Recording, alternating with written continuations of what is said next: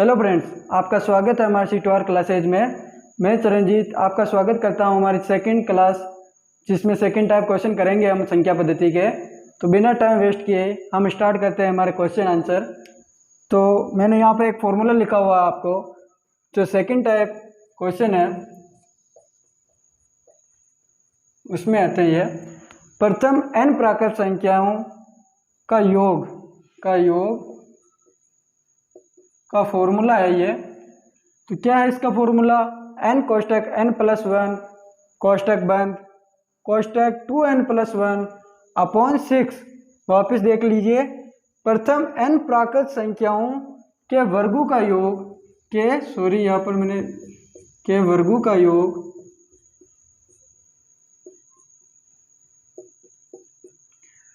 प्रथम n प्राकृत संख्याओं के वर्गों का योग n कोष्टक n प्लस वन कोष्टक 2n प्लस वन अपॉन 6। यह आपके प्रथम n प्राकृत संख्याओं के वर्गों का योग है। तो इस फॉर्मूले से हम अपने अगले जो क्वेश्चन है सेकंड टाइप उसको सॉल्व करने का ट्राई करते हैं।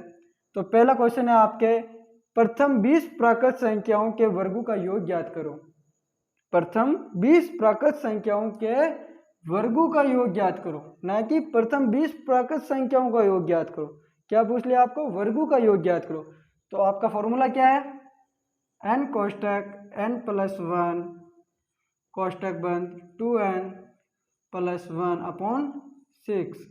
तो यहाँ पर भी कुछ नहीं करना है, जहाँ जहाँ पर n है वहाँ पर आपको जो आपके नेचुरल नंबर दे रखे हैं, जितने तक आपको दे रखे हैं कि भाई इतने तक के वर्गों का योग ज्ञात करो, वहाँ n की जगह पर वहाँ उस संख्या को आपको लिख देना है। तो क्या है, n शुरू में है तो लिखिए आप 20 कोष्टक n प्लस वन यानी 20 प्लस वन कोष्टक बंद वापस कोष्टक 2n यानी 2 कोष्टक छोटा कोष्टक आ जाएगा यहाँ पर 2n यानी कि 20 वापस कोष्टक बंद प्लस वन अपॉन 6। जहाँ पर n है वहाँ पर n लिख दिया हमने, और यहाँ पर 2 लगा के छोटे से कोष्टक के अंदर हमने n का मान लिख दिया 20। तो अब इसको सोल्व करते हैं हम। तो यहाँ पर 20 आएगा, कोष्टक सोल्व कीजिए, क्या आएगा 21 जोड़ा मैंने 21 आ गया। और पहले क्या होगा, जोड़ नहीं होगी। पहले क्या होगा, जोड़ नहीं होगी। आपके एक नियम चलता है, विभज्योर का नियम चलता है, सरलीकरण के अंदर आता है। वो हम अगली प्रश्नावली आएगी उसके अंदर पढ़ेंगे। लेकिन तब तक आप ध्यान रखिएगा कि जो गुणा होता है वो जोड़ और बाकी से पहले होता है। तो पहले कोष्टक सोल्व होगा, तो मैंने इसको यहाँ से ये हटेगा तो यह क्या हो जाएगा, मल्टीप्लाई हो जाएगा। तो सीधा मल्टीप्लाई कर दिया मैंने। तो कितने आए, 20 दूनी 40 प्लस 1 यानी कि 41। तो मैंने यहाँ पर सीधा 41 लिख दिया है अपॉन 6। अब क्या है, जहाँ जहाँ ये कोष्टक है, कोष्टक हटेगा तो क्या आ जाएगा, गुणा आ जाएगा। हर बार आपको स्टेप कम करना है जिससे आपके टाइम में थोड़ी सी कमी हो। तो मैंने कोष्टक हटाया, यहाँ से मैंने यहाँ काटा। पहले क्या काटा मैंने, 2 से काटा। छोटे से छोटी संख्या से काटने का ट्राई करना है हमें। फिर मैंने इसको पहले 2 से काटा, 2 3 6, 2 से देखिए, और ऊपर से 2 से नीचे काटा, यानी कि 2 से ऊपर भी कटना चाहिए आपके। तो 2 से मैंने ऊपर देखा तो कौन सी संख्या कटेगी, 20 कटेगी। 20 को मैंने काटा तो कितनी बार कटा, ये 10 बार कटा। अब नीचे क्या बच गया आपके, 3। ऊपर ये संख्या है तो हम 3 को भी काट सकते हैं, ऊपर जो अंश है उसको 3 से भी काट सकते हैं। देखिए 3 का भाग जाता है क्या किसी संख्या में, तो 3 का भाग किस में जाता है, 21 में। 3 7 21। अब मैंने इसको मल्टीप्लाई कर दिया तो क्या आएगा आपके 2870। ये आपके आंसर होगा। आपके सामने है 1 का स्क्वायर 2 का स्क्वायर प्लस 2 का स्क्वायर प्लस 3 का स्क्वायर और लास्ट में 10 का स्क्वायर। वापिस श्रृंखला चल रही है और लास्ट में 10, यानी कि जो इसको मैं ऐसे कह सकता हूँ 1 का वर्ग प्लस 2 का वर्ग प्लस 3 का वर्ग और लास्ट में प्लस 10 का वर्ग। तो क्या है इसमें, सीधा सिंपल भाषा में समझिए कि 10 तक की आपको संख्या दी हुई है और सबके ऊपर वर्ग है। यानी कि आपको क्या पूछा गया है कि प्रथम 10 प्राकृत संख्याओं के वर्गों का योग ज्ञात करो। इसको ऐसा सिंपल भाषा के अंदर हम समझ लेते हैं। पिछली बार भी आपने क्वेश्चन देखा था, उसमें क्या था, 1 प्लस 2 प्लस 3 प्लस लास्ट में कुछ था, उसी तरह इसमें 1 का स्क्वायर प्लस 2 का स्क्वायर प्लस 3 का स्क्वायर प्लस 10 का स्क्वायर, यानी कि लास्ट संख्या आपको कितने तक की पूछ रहा है, 10 के वर्ग तक की।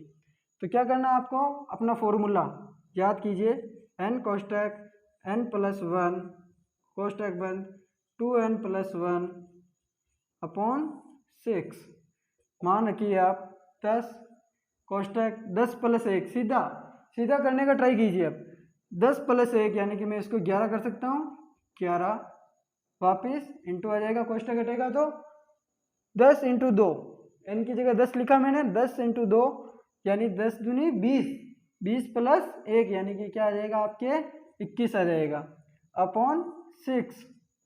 आपको समझ में आ गया क्या किया मैंने, n की जगह ये मान रखा, वापस देखिए यहाँ पर n लिखा, और यहाँ क्या किया मैंने, n की जगह 10 लिखा, 10 प्लस 1 11, 11 को क्या किया, कोष्टक हटा तो इंटू लग गया, वापिस 2 इंटू 10 यानी कि 20 प्लस 1 21 अपॉन 6। तो यहाँ पर 2 से काटिए, 2 3 6, 2 5 10, 3 7 21, इसको मल्टीप्लाई कर लीजिए आप।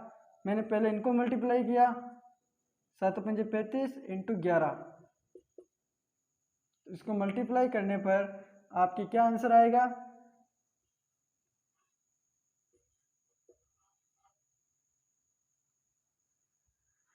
तो आपका क्वेश्चन था प्रथम 10 तक की प्राकृत संख्याओं के वर्गों का योग ज्ञात कीजिए, जो कि आपका आंसर आया 385। प्रथम n प्राकृत संख्याओं के गणों का योग ज्ञात करो, प्रथम n प्राकृत संख्याओं के गणों का योग ज्ञात करो। पिछली बार यहाँ पर वर्ग था, अब क्या आ गया, गण आ गया। तो इसका फॉर्मूला क्या है, n कोष्टक n प्लस 1 कोष्टक बंद अपॉन 2 कोष्टक बंद का होल स्क्वायर, इसको क्या कहते हैं, होल स्क्वायर कहते हैं। तो यहाँ पर मैंने लिखा, ये चीज़ें तो आपको समझ में आने लग गई होगी कि भाई ये क्या है, श्रृंखला है, और इसके ऊपर पहले तो क्या था, खाली था, कुछ नहीं था, फिर वर्ग गया, अब क्या आ गया, गण। गण में क्या होता है, ये गण है, अभी एक का गण, ये वर्गमूल घनमूल, ये आपके जो टॉपिक आएगा उसके अंदर हम पढ़ेंगे ये। तो ये आपके गण है, तो इसके क्या फॉर्मूला लगाइए आप, n कोष्टक n प्लस 1 अपॉन 2 का होल स्क्वायर। तो जहाँ जहाँ पर n है वहाँ पर आपको क्या लिखना है, 10 लिखना है। लिखिए आप 10 कोष्टक 10 प्लस 1 अपॉन 2 कोष्टक और इनका होल स्क्वायर। होल स्क्वायर जो होता है वो सबसे लास्ट में सोल्व होगा, पहले छोटा वाला कोष्टक सोल्व होगा, यानी अंदर अंदर का जो है वो काउंट होके बाद में उसका होल स्क्वायर निकलेगा। तो पहले अंदर अंदर सोल्व कीजिए, 10 इंटू काउंट किया 11 अपॉन 2 का होल स्क्वायर। अगली बार इसको काट दीजिए, यहीं से 2 5 10, और ये क्या आएगा आपके, इसको सीधा काउंट कीजिए, ये आएगा आपके 55 का होल स्क्वायर। जो ऐसी संख्या होती है ना आपकी 55, इनका क्या सीधा आपको वर्गमूल होगा ना, ये वर्गमूल काउंट करने की जो हम जो शॉर्ट ट्रिक यूज लेते हैं वो आपके वर्गमूल घनमूल के अंदर बताएंगे, लेकिन फिलहाल के लिए आप इनको गुणा कर दीजिएगा। तो ये क्या है, 55 का स्क्वायर यानी 55 इंटू 55, 2 बार हो जाएगा ये 55 का स्क्वायर, यानी कि 55 को 2 बार लिखना है। तो इसको काउंट करने पर मेरे को क्या आएगा, 3025। आप काउंट करके देख लें। आपका अगला क्वेश्चन है, प्रथम 15 प्राकृत संख्याओं के गणों का योग ज्ञात करो। प्रथम 15 प्राकृत संख्याओं के गणों का योग ज्ञात करो। क्वेश्चन को पूरा ध्यान से पढ़ना, यहाँ पर वर्ग दिया होगा या गण दिया होगा या कुछ नहीं दिया होगा, सीधा लिखा हुआ होगा प्राकृत संख्याओं का योग ज्ञात करो। तो इसका फॉर्मूला हर बार लिखना आपको, मैं भी लिख रहा हूँ, n कोष्टक n प्लस 1 अपॉन 2 का होल स्क्वायर। मान रखिए आप 15, n जहाँ जहाँ पर है वहाँ पर जो आपको संख्या पूछी है वो लिखिए, 15 प्लस 1 अपॉन 2 का होल स्क्वायर, 15 इंटू 16 अपॉन 2 का होल स्क्वायर। मैंने इसको काटा, इसको काउंट कीजिए आप, 15 8 120 का होल स्क्वायर, तो ये आ जाएगा आपके 14400, ये आपके आंसर। अगला पॉइंट आता है हमारे सम संख्या और विषम संख्या, उनके कुछ क्वेश्चन है। उससे पहले हम उसके बारे में कुछ जान लेते हैं। जो आपके 100 तक, जैसे कि आपके 100 तक कितनी सम संख्या होती है और कितनी विषम संख्या होती है, तो 100 तक क्या होता है, 100 तक आपके 50 सम संख्या होती है और 50 ही विषम संख्या होती है। 100 तक 50 सम होती है, 50 विषम। जितनी आपके संख्या दी हुई हो, यानी कि यहाँ पर 100 की जगह यदि 1000 भी आ जाता, 1000 भी आ जाता तो यहाँ पर 500 सम होती और 500 विषम होती। आप खुद देख लीजिए, यदि मैं यहाँ से लिखूँ कि भी 1 2 3 4 5 6 7 8 9 और ये 10, यहाँ पर देखिए एक विषम है तो दूसरी सम है, वापिस विषम, वापिस सम, वापिस विषम, सम विषम, सम विषम और ये सम। यानी कि जो 10 तक भी क्या है, 5 सम है और 5 ही विषम है। तो जितनी संख्या हो उसकी आधी सम होगी और आधी विषम होगी। ऐसा नहीं है, यदि आप कह दो कि ये 103 है तो इसमें सम और विषम कितनी होगी, इसमें सम कितनी होगी, विषम कितनी होगी, ये तो आपको डाउट होगा।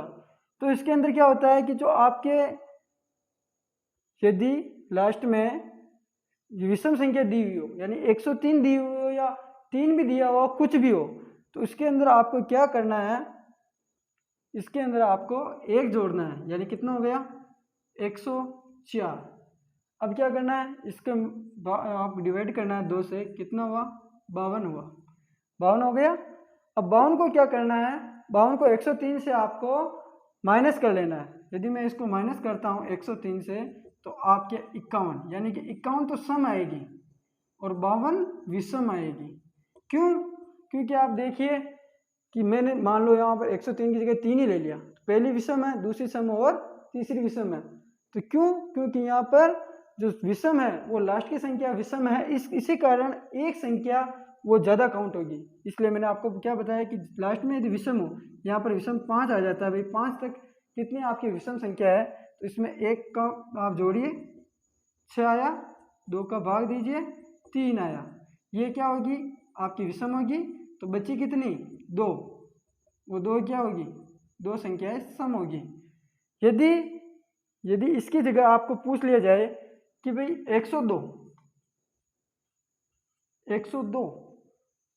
102 तक आपकी कितनी विषम संख्या होगी, 102 तक कितनी विषम संख्या आती है, तो कुछ नहीं करना, इसमें आप डिवाइड कर लीजिए 102/2, यानी कि 51 सम आएगी और 51 विषम आएगी, 51। बस इस चीज़ का ध्यान रखिएगा आप कि भाई जो लास्ट में विषम संख्या हो तो उसमें एक आप जोड़ते हैं। क्यों जोड़ते हैं? क्योंकि आपको क्या हो, वहाँ पर एक विषम संख्या ज़्यादा काउंट होती है। और यदि यहाँ पर सीधा पूछ लेता कि मेरे को ये बताओ कि 9 तक कितनी सम संख्या है, सीधा पूछ लेता कि 9 तक कितनी सम संख्या है, यदि 9 की जगह 999 होता तो आप काउंट थोड़ी करते, नहीं करते ना। तो क्या होता है 9 तक कितनी सम संख्या है, तो लास्ट में विषम है, सम क्यों पूछ रहा है, तो इसमें क्या कर लीजिए, एक माइनस कर लीजिए आप। 9 से मैंने एक माइनस किया, क्या आया 8, तो 8 को डिवाइड कर दीजिए 2 से और यह है सीधा 4। ये 4 क्या होगी आपकी सम संख्या होगी, 9 तक 4 सम संख्या होगी और 5 विषम संख्या होगी। यदि विषम की पूछ लेता तो क्या करता, 9 + 1 करते, क्योंकि क्या है 9 विषम संख्या है, अपॉन 2 कर देते तो क्या होता 5, ये 5 आपकी विषम में आ जाती और 4 सम संख्या है। तो अगले जो पार्ट है उसके अंदर हम सम संख्या और विषम संख्या के जो क्वेश्चन आंसर है वो सॉल्व करेंगे। तो फ्रेंड्स कैसे लगी आपको हमारी ये क्लास। हम चाहते हैं कि हम आपका जो लेवल है बेसिक लेवल से हाई लेवल की तरफ चल रहे हैं। यदि आपको इस क्लास में अच्छा लग रहा हो, यदि हम अच्छे पढ़ा रहे हो, तो हमारे चैनल पर या मेरे वीडियो पर आप कमेंट करके बता सकते हैं।